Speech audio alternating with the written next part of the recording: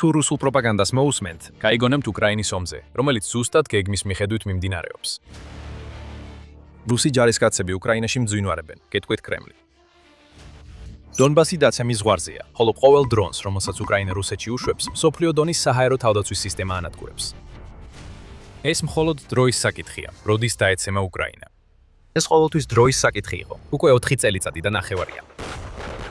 და თუ ჩაუღრმავდებით იმ ისტორიებს, რასაც კრემლი ყვება, სულიად განსხვავებულ რეალობას ნახავთ.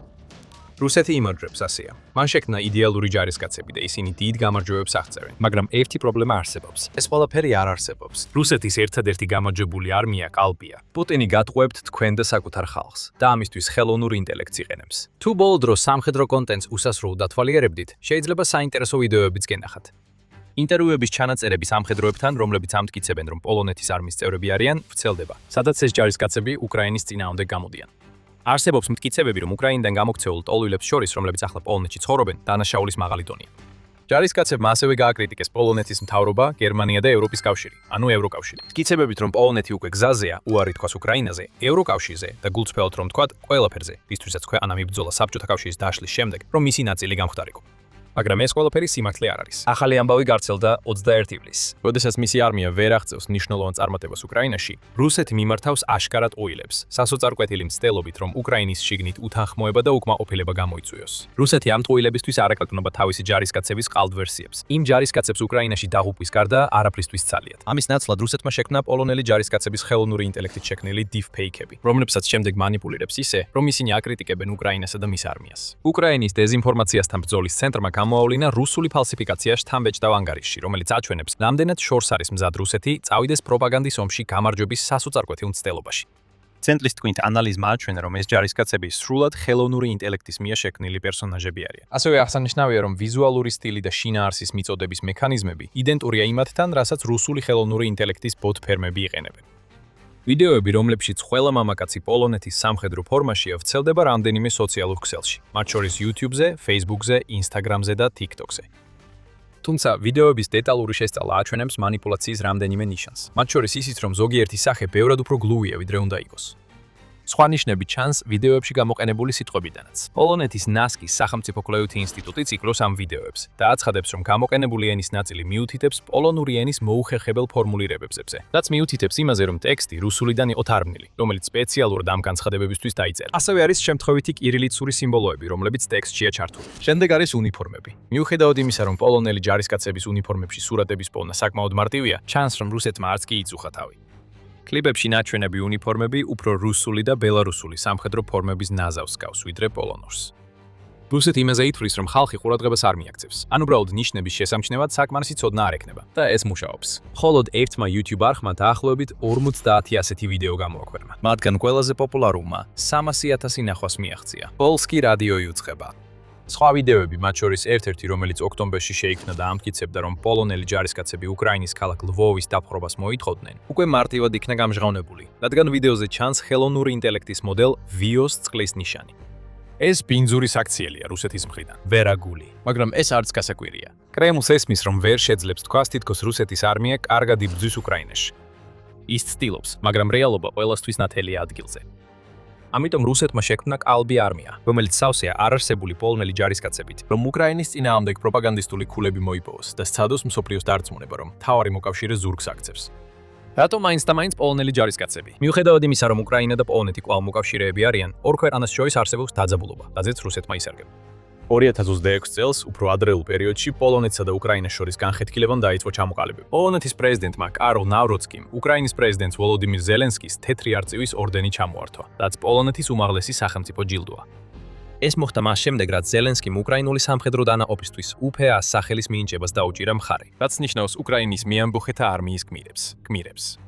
ბევრმა პოლონეთში ეს შეურაცხყოფად მიიღო. UPA-ის სახელთან დაკავშირებული ისტორიული დაძაბულობა არსებობს, რადგან ამ სახელის მქონე ჯგუფმა მონაწილეობა მიიღო ვოლინში 100,000 პოლონელის მკვლელობაში, მეორე მსოფლიო ომის დროს აღმოსავლეთ გალიციაში. პოლონეთი ამას გენოციდად მიიჩნევს და უკრაინული დანაყოფის ამ ჯგუფის სახელით დასახელება უკრაინის ერთ-ერთი ყველაზე მტკიცე მხარდამჭერისთვის მიუღებელი ნაბიჯი იყო.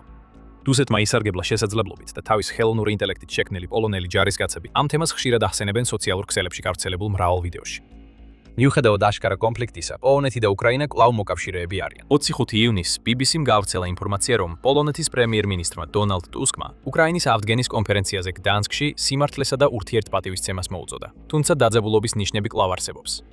ზელენსკიმ ამ ღონისძიების ამ ეტაპს არ დაესწრო და მის ნაცვლად პრემიერ-მინისტრი იულიუშ ვიერდენკო გაგზავნა. თუმცა ზელენსკიმ განაცხადა, რომ უკრაინა პოლონეთთან ყველა არსებით თანამშრომლობის ფორმატისთვის ღია დარჩება. იმისათვის, რომ თავიდან ავიცილოთ ჩვენი საერთო წარსულის რთული და მტკივნეული თავების წინააღმდეგობრივი ინტერპრეტაციები, მან დაამატა, რომ მადლიერია პოლონელი ხალხის მხარდაჭერისა და თანამშრომლობისთვის. რუსეთის პროპაგანდისტები ალისკენ მოფრენილ ჩჩილებს გავდრენ, როცა ეს ყველაფერი იხილეს და მას შემდეგ ინტერნეტს ავსებენ, რათა კიდევ უფრო მეტი გახეთქილება შექმნან. კრემლი აშკარად ფიქრობს, რომ აქ ჭკვიანურად იქცევა. მაშინაც კი, როცა ვიდეო აშკარად ყალბია, მას შეუძლია გავლენა მოახდინოს, რადგან ბევრი ადამიანი უბრალოდ არ სვამს კითხვას, რეალურია თუ არა ის, რასაც უყურებს. სხვებს უბრალოდ ვერ გაურჩევიათ. Tech Radarმა ეს გამოავლინა 2026 წლის იანვარში გამოქვეყნებულ სტატიაში, სადაც მან გააშუქა კვლევა, რომელიც ჩაატარა AI ვიდეო კომპანია Runway. Runway-მ 1000 მონაწილე გამოკითხა და აღმოაჩინა, რომ მოხალისეებს მხოლოდ 57.1%-ში შეეძლოთ სწორად განესაზღვრათ ვიდეო რეალური იყო თუ AI-ის მიერ შექმნილი. ეს თითქმის მონეტის აგდებას უტოლდება და ეს აჩვენებს, რამდენად მარტივად გასდის რუსეთს ადამიანების გონებით მანიპულირება, რომლებიც შესაძლოა მხოლოდ ნახევრად აქცევენ ყურადღებას, როცა ასეთ ვიდეოებს სოციალურ ქსელებში უყურებენ. კრემლს არ სჭირდება, რომ ხალხმა ეს ვიდეოები უყუროს. მას უნდა, რომ ისინი ყურს უგდერდნენ კალგზავნილებს. სინამდვილეში რუსეთს სჭირდება, რომ ისინი უსმენდნენ, რადგან იცის, რომ უკრაინაში მიმდინარე მოვლენების რეალობის გამჟღავნება კატასტროფა იქნებოდა. რუსეთის ახალი კალბი არმია ყურადღებას იპყრობს და აზრებზე გავლენას ახდენს, მაგრამ მისი ნამდვილი არმია სერიოზულად მარცხდება. დონეცკში გაჩერებულია და სხვაგან პოზიციებს კარგავს. რუსი ჯარისკაცები მასობრივად იღუპებიან. რუსეთი ყოველდღიურად 1000-დან 1500-მდე ჯარისკაცს კარგავს. და ეს რიცხვები მუდმივად იზრდება. ივნისში რუსეთმა დაკარგა 39490 ჯარისკაცი და ალ-ჯაზირას მიხედვით, რუსეთი ცდილობს შეავსოს დანაკლისი, რადგან ყოველთვიურად 24,000-დან 30,000-მდე საკონტრაქტო ჯარისკაცს იღებს. ეს არის რეალობა, რომელიც რუსეთს არ უნდა რომ თქვენ ნახოთ. არმია, რომელიც უკრაინაში მარცხდება და სიკვდილი წარმოუდგენელი მასშტაბით. ამიტომ რუსეთი ქმნის ყალბ პოლონელ ჯარისკაცებს, რომლებიც შერეულ რუსულ და ბელარუსულ ფორმაში არიან და უკრაინას, პოლონეთსა და ევროკავშირს ლანძღავენ ენაზე, რომელიც აშკარად რუსული ტექსტიდან არის თარგმნილი. და ეს ფალსიფიკაცია კიდევ უფრო მძაფრდება. რაც აქ ხდება შორსა ერთეული შემთხვევის შემთხვევისგან. ეს არის დეზინფორმაციის გაცილებით დიდი კამპანიის ნაწილი, რომელსაც რუსეთი წლებია იყენებს უკრაინის რეალობის დასამალად. ასევე დიფეიკის მსხვერპლი მხოლოდ პოლონელები არ არიან. უკრაინელი ჯარისკაცებიც იგივე მოპყრობას განიცდიან. ზუსტად ასეთ საკითხებს ვაშუქებთ ჩვენ სამხედრო შოუზე. ჩვენ გაძლევთ წარმოდგენას რუსეთის შეჭრის რეალობაზე. თუ მოგწონთ ის, რასაც ხედავთ და გსურთ მეტი იხილოთ, გამოწერისა და შეტყობინების ღილაკები მხოლოდ ერთი დაწკაპუნებითაა ხელმისაწვდომი. ალბი პოლონელი ჯარისკაცების გარდა, რუსეთი ასევე ქმნის ვიდეოებს, სადაც ხელოვნური ინტელექტით შექმნილი უკრაინელი ჯარისკაცების პირიდან უაზრო სიტყვები ისმის. Euromaidan პრესმა ამ მოვლენაზე 4 ივლისს გააკეთა ანგარიში და აღნიშნა, რომ რუსეთი ავრცელებს სოციალურ ქსელებში ყალბი უკრაინელი ჯარისკაცებისა და ავტორიტეტული პირების, მათ შორის რაბინების ვიდეოებს, რომლებსაც იგი იყენებს დეზინფორმაციის გასავრცელებლად მთელ უკრაინაში. ამ ყალბ ვიდეოებს განსხვავებული გზავნილები აქვთ, ვიდრე ადრე განხილულებს. ისინი შექმნილია იმისთვის, რომ უკრაინის ხალხი საკუთარ ხელმძღვანელობას დაუპირისპირდეს. ის ხალხი ომში სიკვდილისთვის იგზავნება, აცხადებენ ხელოვნური ინტელექტით შექმნილი ჯარისკაცები. და ასევე რომ პოლიტიკოსებს შეუძლიათ გამდიდრდნენ ვილების და სხვა ძვირადღირებული ნივთების ყიდვით. ეთიეთმა ამ ვიდეომ დაახლოებით 900,000 ნახვა დააგროვა, იუწყება გამოცემა და ისინი უკრაინას სერიოზულ პრობლემას უქმნიან. ხელოვნური ინტელექტით შექმნილ ვიდეოს შეუძლია ვირუსულად გავრცელდეს და სოციალურ ქსელებში რამდენიმე წუთში ელვის სისწრაფით გავრცელდეს. ფაქტების გადამოწმების ვიდეოები რეაქტიული, ხშირად ონლაინ გამოქვეყნებას რამდენიმე საათი სჭირდება და ისინი ნაკლებად იწვევს ჩართულობას, რადგან არ არის ისეთი პროვოკაციული. დეზინფორმაციის ეპოქა უკვე დადგა და რუსეთს ეს ძალიან უყვარს. მას ეს წლებია ძალიან მოსწონს. ეს ვიდეოები მხოლოდ მცირე ნაწილია მთელი ბოტ-ქსელებისა, რომლებიც წლებია სოციალურ მედიაში ყალბ ვიდეოებს ავრცელებენ. მაგალითად, 2024 წლის აგვისტოში უკრაინულმა მედია საშუალებამ ტექსტიმ ჩაატარა გამოძიება TikTok-ის ქსელზე, რომელიც 2000 ანგარიშს მოიცავდა და ყველა ყალბი იყო. ყველა ავრცელებდა ანტიმობილიზაციის ჰეშტეგებს. ასევე არსებობს დოკუმენტაცია ხელოვნური ინტელექტით შექმნილ ვიდეოებზე, სადაც თითქოს უკრაინელი ჯარისკაცები ისეთ ადგილებში, როგორიცაა პოკროვსკი, რუსულ ძალებს ნებდებიან. ყველაფერი ეს შექმნილია იმისთვის, რომ უკრაინელ ხალხს დააჯერონ, თითქოს მათი ქვეყანა ომს რუსეთთან აგებს. რაც 2026 წელს შეიცვალა, ეს ვიდეოების ხასიათია. წარსულში რუსეთი იყენებდა ხელოვნური ინტელექტის მიერ შექმნილ კონტენტს, რათა გაევრცელებინათ ალბი ვიდეოები, სადაც ხელოვნურად გენერირებული ადამიანები მონაწილეობდნენ, რომლებსაც რეალური ავტორიტეტი არ აქვთ. ეს ის არ არის, რასაც 2026 წელს ვხედავთ. იქნება ეს ხელოვნური ინტელექტის განვითარებით თუ იმ ტექნოლოგიაზე უკეთესი კონტროლით, რომელსაც რუსეთი იყენებს. ეს ახალი ვიდეოების ტალღა ყურადღებას ამახვილებს თითქოს ავტორიტეტულ ფიგურებზე. ჯარისკაცები, სამხედრო ლიდერები და სხვები, რომლებიც თავს რელიგიურ ან პოლიტიკურ ფიგურებად ასარებენ, ახლა გადასცემენ იმ გზავნილებს, რაც რუსეთს სურს გაავრცელოს. კიდევ ერთხელ, ეს ყველაფერი რეალური არ არის. ამას მნიშვნელობა არ აქვს. თუ ყალბი ვიდეო ვირუსულად გავრცელდება, ზიანის გამოსასწორებლად დღეები სჭირდება. თუ დაუშვებთ, რომ მაყურებლები საერთოდ ეცდებიან იმის იქით გაიხედონ, რაც თავიდან ნახეს, მოლფარის სადაზვერვო ინსტიტუტმა ჩამოაყალიბა სია, თუ რას უნდა მიაქციოთ ყურადღება, თუ არ ხართ დარწმუნებული, უყურებთ თუ არა ხელოვნური ინტელექტის მიერ შექმნილ კონტენტს. ვიზუალური დეფექტები, როგორიცაა სახეებზე უცნაურობის ხეობის ეფექტი, არარეგულარული თვალის დახამხამების გამო, მიკროგამოხატულებების არარსებობა, რაც აშკარად აკლია ყალბ პოლონელ ჯარისკაცთა ვიდეოებში.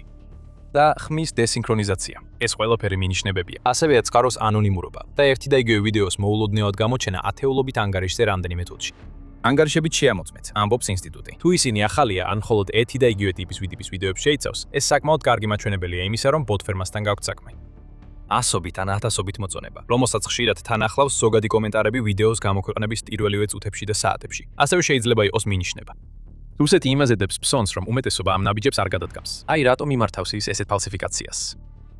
რაც აქ თვალშისაცემია არის განსხვავებები, რომლებიც სულ უფრო აშკარა ხდება იმაში, თუ როგორ იტენებს რუსეთი ხელოვნურ ინტელექტს უკრაინის ტექნოლოგიის გამოყენებასთან შედარებით. რუსეთი ქმნის ხელოვნური ინტელექტით გენერირებულ ყალბ არმიებს, რომლებიც სოციალურ მედიაში ყალბ ინფორმაციას ავრცელებენ. რუსეთისთვის ყველაფერი დეზინფორმაციას უკავშირდება, რადგან რუსეთმა იცის, რომ ვერ შეეჯიბრება უკრაინას ხელოვნური ინტელექტის რეალურ სამხედრო გამოყენებაში ომის მოსაგებად. უკრაინა ბევრად უსწრებს რუსეთს ხელოვნური ინტელექტის გამოყენებაში დარტყმების განხორციელებისთვის. ეს კარგად ჩანს იმ საშუალო დონის დარტყმების კამპანიაში, რომელსაც უკრაინა 2026 წლის განმავლობაში იყენებდა რუსული ახლო ზურგის გასანადგურებლად. ამ კამპანიაში გამოიყენება ხელოვნური ინტელექტით აღჭურვილი დრონები, რომლებიც დამოუკიდებლად ამოიცნობენ და ურტყამენ სამიზნეებს ფრონტის უკან. ერთ-ერთი გამორჩეულია ჰორნეტის დრონი, რომელსაც 300 კილომეტრის მანძილი აქვს და ხელოვნური ინტელექტის დახმარებით თავად მიემართება სამიზნეებისკენ, რაც მას უკიდურესად რთულად შესაჩერებელს ხდის ელექტრონული ბრძოლის საშუალებებით. ასევე ვნახეთ, რომ უკრაინა ხელოვნურ ინტელექტს სხვა საინტერესო გზებითაც იყენებს. 23 ივლისს United 24 Media მარიჩკაზე გაავრცელა ინფორმაცია. ეს არის ხელოვნური ინტელექტით გაძლიერებული საბრძოლო ველის დაგეგმვის სისტემა, რომელიც შექმნილია იმისთვის, რომ მნიშვნელოვნად შეამციროს მნიშვნელოვანი საბრძოლო გადაწყვეტილებების მიღების დრო. ამ სისტემის საშუალებით უკრაინას შეუძლია ესეთი გადაწყვეტილებების მიღების დრო 12 საათიდან რამდენიმე წუთამდე შეამციროს. ყველაფერი იმიტომ, რომ ხელოვნური ინტელექტი წამებში ათეულობით დოკუმენტის ანალიზსა და ანგარიშგებას ახერხებს. წარსულში ადამიანმეთაურებს ამ დოკუმენტების გადების გადახედვას საათები დასჭირდებოდათ. ომში, რომელიც ისეთივე სწრაფად მიმდინარეობს, როგორც უკრაინაშია, ამგვარი დაყოვნება შეიძლება იყოს განსხვავება რუსულ სამიზნეზე წარმატებული დარტყმის განხორციელებასა და მისი დაკარგვას შორის, რადგან სამიზნე დამალულია. აქ ძალიან საინტერესო კონტრასტი იკვეთება. უკრაინა იყენებს ხელოვნურ ინტელექტს საბრძოლო ველზე შედეგების მისაღებად, ხოლო რუსეთი მას იყენებს ყალბი ჯარისკაცებისადისა და ვიდეოების შესაქმნელად, რომლებიც განკუთვნილია იმ ადამიანების მოსატყუებლად, ვინც სათანადო ყურადღებას არ აქცევს. ფალსიფიკაცია მხოლოდ ხელოვნური ინტელექტით შექმნილი ვიდეოებით ამთავრდება. როდესაც რუსეთი ხედავს, თუ რამდენად კარგად იბრძვის უკრაინა ბრძოლის ველზე, ის კოლექტიურად თავგამოდებით იტყუება ადგილზე მიმდინარე მოვლენებზე. ომის კვლევის ინსტიტუტმა, ანუ ISW 22 ივლისის შეფასებაში რუსეთის შეჭრის შესახებ განაცხადა, რომ რუსეთი კვლავაც მაქსიმალისტურ მოთხოვნებს აყენებს მშვიდობის დასამყარებლად, მათ შორის დონბასის დათმობასაც. რუსეთი ამ განცხადებებს ამყარებს დაკავებული ტერიტორიების შესახებ გავრცელებული ცნობებით, რომლებიც საუკეთესო შემთხვევაში გადაჭარბებულად შეიძლება შეფასდეს. უარეს შემთხვევაში კი ეს პირდაპირ ტყუილია. რუსეთის თავდაცვის სამინისტრომ 22 ივლისს გააძლიერა რუსული პროპაგანდისტული ტელეგრამ არხი. ამტკიცებდა, რომ რუსულმა ძალებმა 2026 წლის პირველ 6 თვეში 2226 კვადრატული კილომეტრი ტერიტორია დაიკავეს. ISW-მ დააფიქსირა მტკიცებულებები ამის შესაფასებლად. რუსულმა ძალებმა 2026 წელს ჯამში მხოლოდ 91.1 კვადრატული კილომეტრი ტერიტორია დაიკავეს. რაც ნაწილობრივ გამოწვეულია 2026 წლის გაზაფხული-ზაფხულის მნიშვნელოვანი უკრაინული კონტრშეტევით და 2026 წელს ჯამში 626.85 კვადრატული კილომეტრი ტერიტორია დაიკავეს ან შეაღწიეს. ამის შესახებ იუწყება ISW. რუსეთის ხელში არ მყოფი 2100-ზე მეტი კვადრატული კილომეტრის თავისად გასაღება საკმაოდ დიდი გადაჭარბებაა. და ეს ის განცხადებაა, რომელსაც რუსეთი კიდევ უფრო ანძაბრებს, როცა ამტკიცებს, რომ მისმა ძალებმა კონსტანტინიოვკას ციხესიმაგრის ქალაქი აიღეს. ეს განცხადებები ივლისის დასაწყისში გავრცელდა და უკრაინის გენერალურმა შტაბმა მაშინვე უარყო ისინი.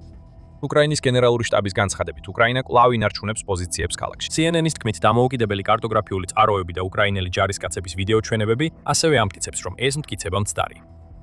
როგორც ჩანს, რუსეთი სინამდვილეში აგზავნის დივერსანტებს ქალაქში. აიძულებს მათ ფრიალონ დროშები ვიდეოებისთვის და შემდეგ ისევ დაბრუნდნენ თავიანთ სამალავებში, სადაც ისინი ელოდებიან უკრაინის დრონების მიერ მალე აღმოჩენას. ეს ყველაფერი ტყუილი და პროპაგანდაა. ზუსტად ისე როგორც AI ვიდეოები, მაგრამ ეს ხომ რუსული გზაა. ტყუილი რუსეთის ნამდვილი მასობრივი განადგურების იარაღია და ასე იყენებენ მას 10 წლეულებია.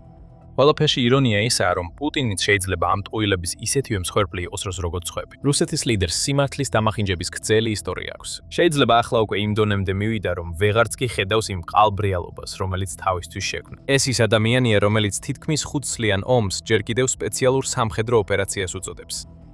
ის გაიმეორებს თავისი მლიქვნელი გენერლებების სიტყვებს, როცა ისინი ეუბნებიან, რომ რუსეთი დიდ წარმატებებს აღწევს. და ის არც კი დასვამს კითხვას, თუ რატო არ დაცემულა ჯერ კიდევ დონეცკი ან წარმატებების ფონზე. პუტინი მუდმივად ებმება საკუთარ პროპაგანდაში. მან ეს მაშინაც გააკეთა, როცა უკრაინაში შეიჭრა. ის ადამიანები, ვინც მისთვის ზღაპრებს იგონებენ, ამბობდნენ, რომ უკრაინა სუსტი იყო და ადვილად დასაპყრობი. პუტინს ეგონა, რომ რუსეთის ყოლის შენძლე არმიას გამარჯვებისთვის მხოლოდ რამდენიმე დღე დასჭირდებოდა. ჩვენ ნახეთ, როგორ დასრულდა ეს ყველაფერი. პუტინი შეიძლება უთიფრად და მუდმივად თხოვდეს, მაგრამ ამან მხოლოდ ის გამოიწვია, რომ მის გარშემო შექმნა ისეთი სამყარო, სადაც სიმართლის დადგენა შეუძლებელია. პრეს პუტინი არის ადამიანი, რომელიც როგორც ჩანს ორც ჩანს მხოლოდ თავის ილუზიებში ცხოვრებას ცდილობს.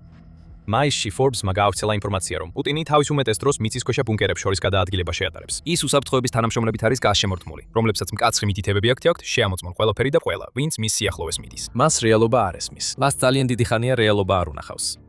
ამ ყველაფერში ყველაზე სასაცილო ირონია ის არის, რომ თავად პუტინი დიდი ალბათობით მოითხოვებოდა და იფიქრებდა, რომ ხელოვნური ინტელექტის მიერ შექმნილი ყალბი პოლონელებისა და უკრაინელების ვიდეოები ნამდვილია, თუ მათ უყურებთ. ჩვენ დანამდვილებითაც კი ვერ ვიცით, რომ პუტინმა თავად უბრძანა ამ ვიდეოების შექმნა. შეიძლება მას საერთოდ არ აქვს წარმოდგენა, რომ ისინი არსებობს. მაგრამ დაუბრუნდეთ ამ ვიდეოებს. ისინი, რა თქმა უნდა, მტკიცებულებაა იმისა, რომ რუსეთი კვლავაც აგრძელებს ტყუილს. მაგრამ ისინი ასევე სასოწარკვეთის ნიშნებია. რუსეთი ცდილობს შექმნას საკუთარი ილუზიური სამყარო, რათა გადაფაროს თავისი ჯარების სამწუხარო მოქმედება უკრაინაში. რუსეთს სჭირდება, რომ ხალხი დაიჯეროს ეს მესიჯი, რადგან თუ ყურადღებას მიაქცევთ, ტყუილები მაშინვე იშლება. ნუ წამოეგები ამას. რუსეთს მართავს ადამიანი, რომელიც გარს იხევს მლიქვნელებს და განზრახ შორდება რეალობას. ის, რასაც ახლა ხედავთ სოციალურ მედიაში გავრცელებულს, უბრალოდ კიდევ ერთი მაგალითია. რუსეთი ვერ გაიმარჯვებს უკრაინაში თავისი ნამდვილი არმიით. ერთადერთი გამარჯვებები, რომელსაც ახლა აღწევს, არის რობოტების და ყალბი ჯარისკაცების არმიით, რომლებიც არ არსებობენ. აი, რეალობის დოზა შენთვის, რუსეთო. თქვენ ყირიმის დაკარგვის ზღვარზე ხართ. უკრაინის ბრწყინვალე იზოლაციის კამპანიის შედეგად, რომელიც აჩვენებს, რამდენად ეფექტური შეიძლება იყოს ხელოვნური ინტელექტი, როცა ბრძოლისთვის გამოიყენება და არა ყალბი ვიდეოებისთვის. ისაც ოდესღაც პუტინის უდიდეს გეოპოლიტიკურ გამარჯვებად ითვლებოდა, ახლა მთელი რუსეთის ტვირთად იქცა. და შეგიძლიათ გაიგოთ, როგორ მოახერხა ეს უკრაინამ, თუ უყურებთ ჩვენს ვიდეოს. თუ მოგეწონათ ეს ვიდეო, კიდევ ბევრი მსგავსი გველოდება სამხედრო შოუზე. გამოიწერეთ და ჩართეთ შეტყობინებების ზარი, რომ პირველებმა ნახოთ ჩვენი უახლესი ანალიზი უკრაინის ომზე. გმადლობთ ყურებისთვის.